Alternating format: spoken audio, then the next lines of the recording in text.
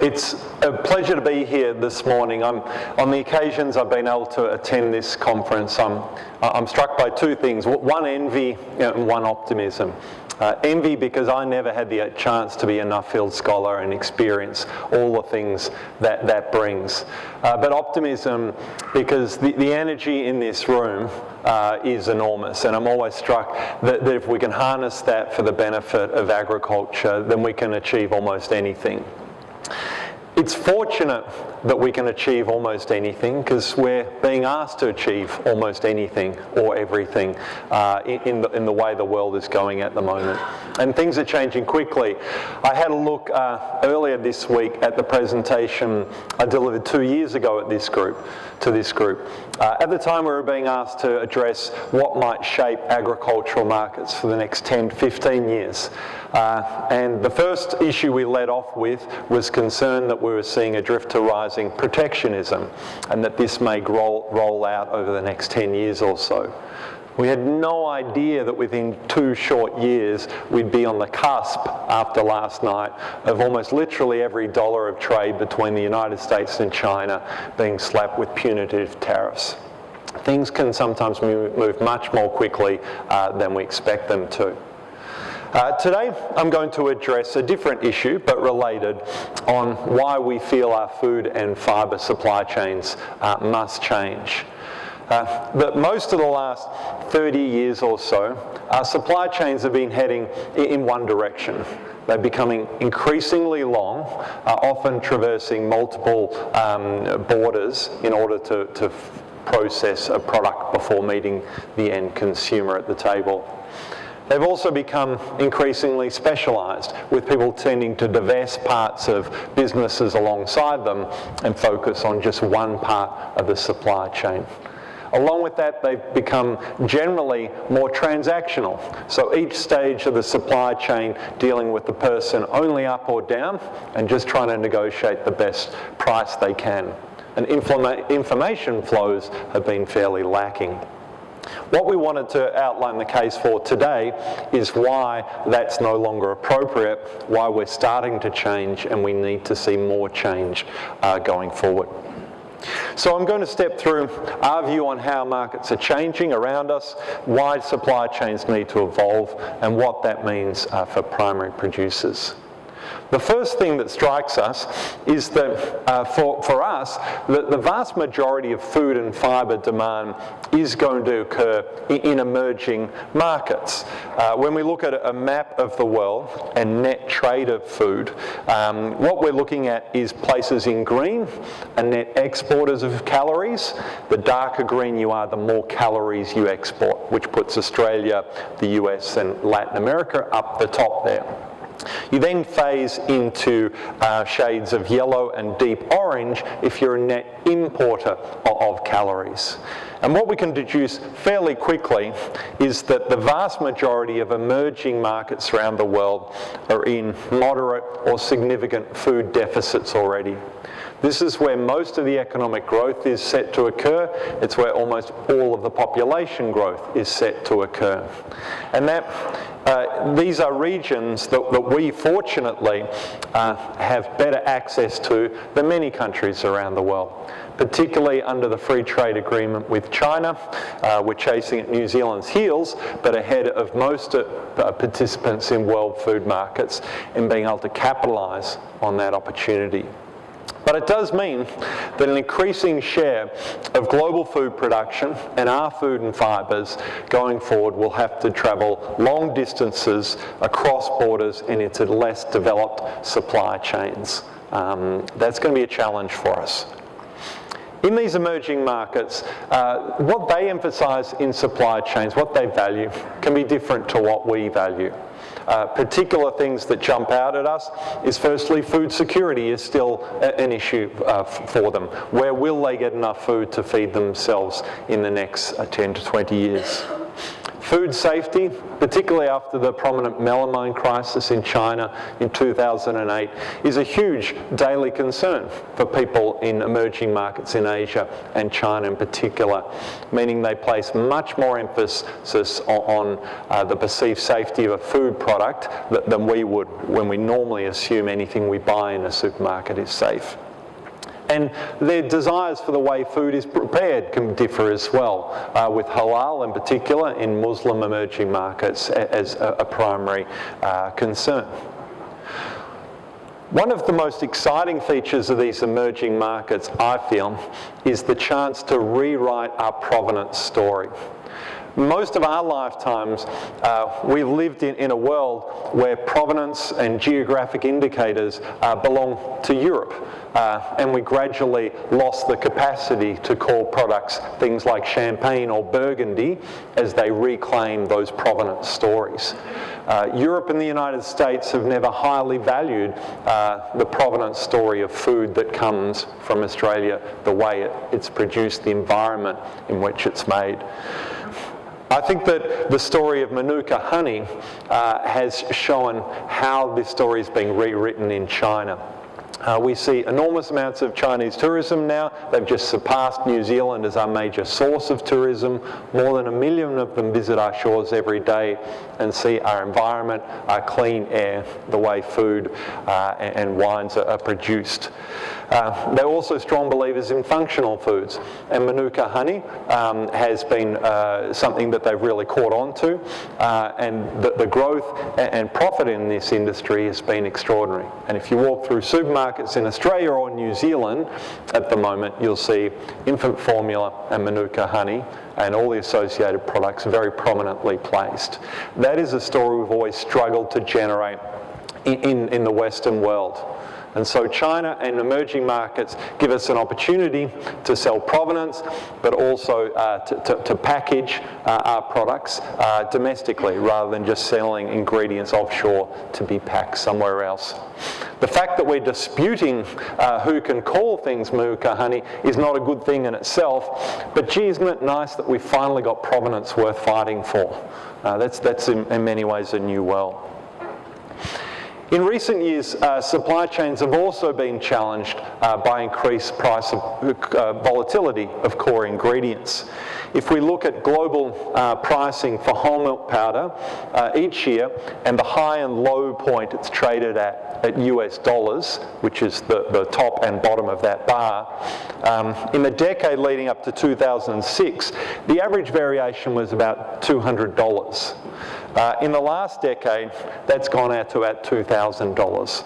And that volatility has caused headaches, as you know, at the farm gate, but all through the processing industry, infant formula, and later stage users of dairy who have troubles dealing with a commodity this volatile. In more advanced economies, we also have changes afoot which would be more familiar to you, notably increased interest in non-price attributes, things like eco-friendly products, animal welfare, fairness in the supply chain, and again, provenance. Consumer interest in these things is being amplified by the media, and to me it's absolutely stunning to see the proliferation of documentaries on the food industry and the story that they tell. So let's just run through a quick. Did anyone see Super Size Me?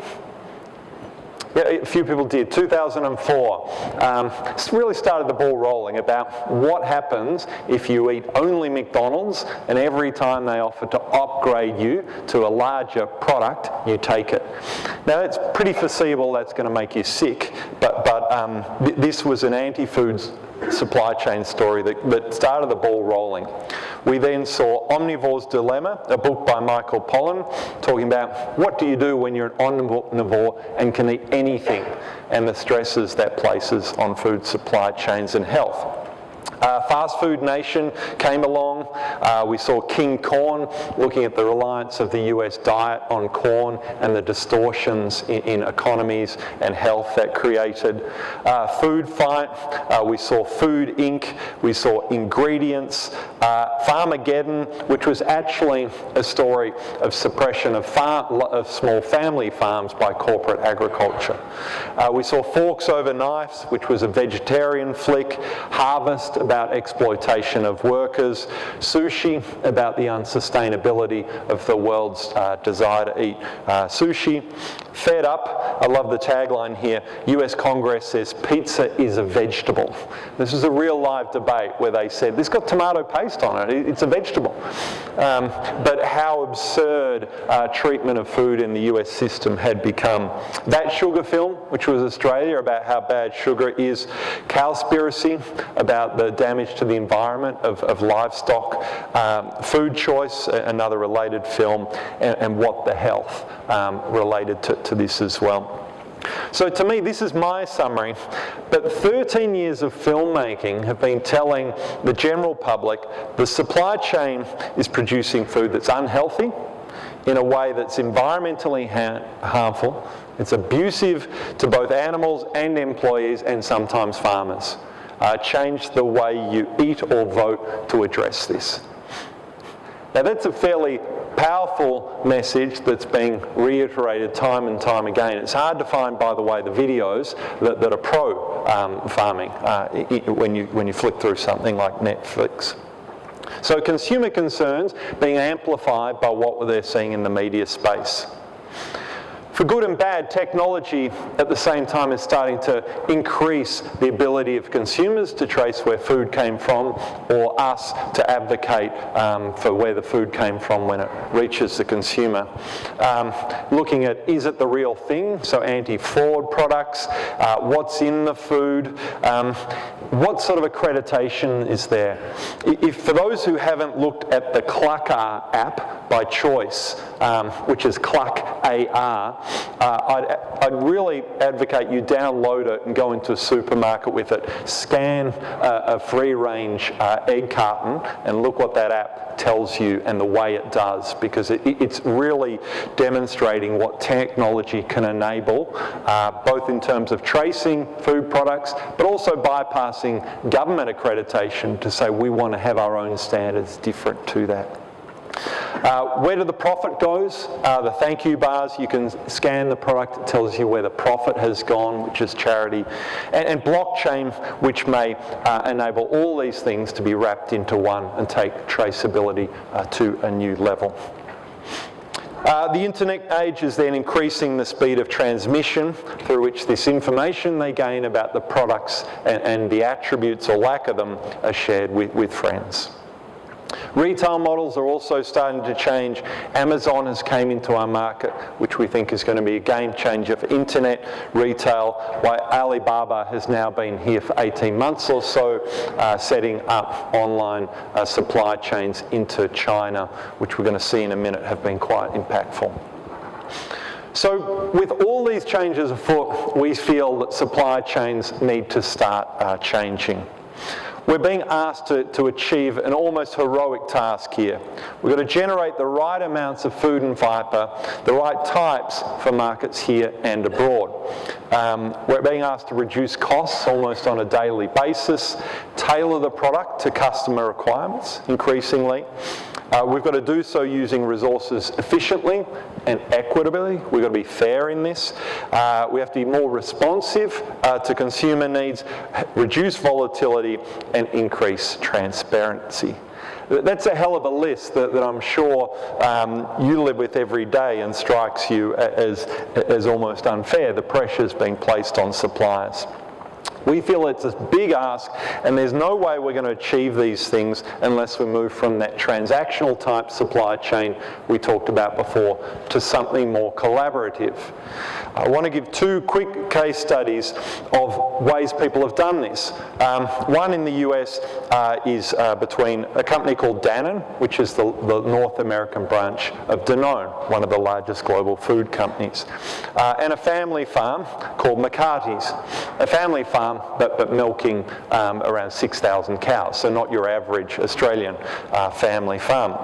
But Danone was frustrated about the quality of milk it was getting, about their inability to work with suppliers to tailor it, frustrated about volatility, and wanted to sell a story of provenance and higher ethical behaviour to the consumer.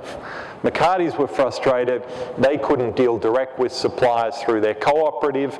Volatility was killing them, and they were having trouble attracting capital. So they moved to set up a direct supply contract with tailored product specifications, a cost-plus model for McCarty's, enabling them to take volatility out of the business.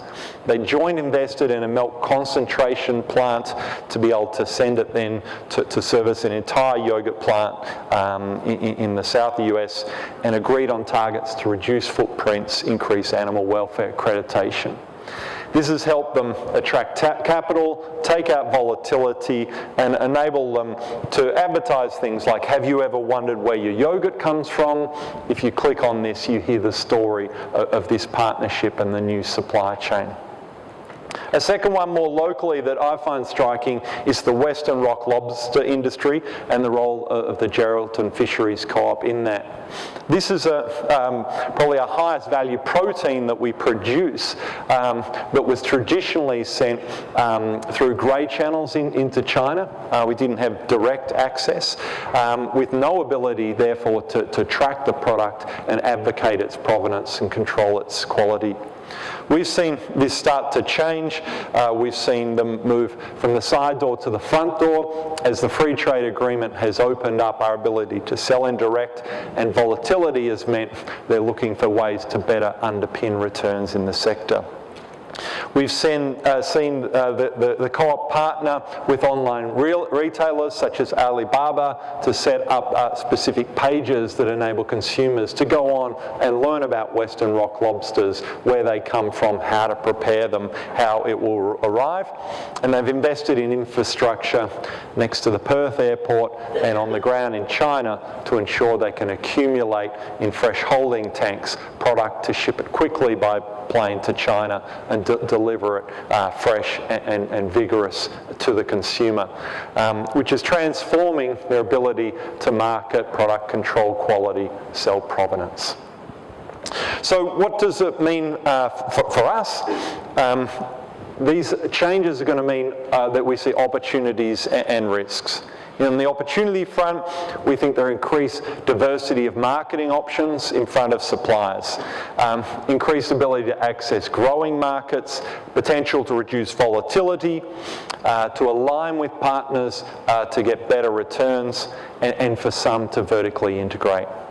But that all brings risks as well. If you're going to commit to a partner like McCarty did to Danone, you're committing to someone that may fail in terms of accreditation or the business partner. Regulation of supply chains into emerging markets is changing quickly. That brings risk. And you can invest a lot of money in this sort of thing that may sound good, but that investment may exceed the returns. And sometimes there will need to be new competencies to do this sort of things, and it can distract from management attention. So we're not suggesting it's easy or for everyone. The bottom line for us, though, is that we see a lot of changes in our marketplace at the moment. The old supply chains are no longer entirely appropriate. We are seeing and will need to see more changes. This will create a range of opportunity and threats.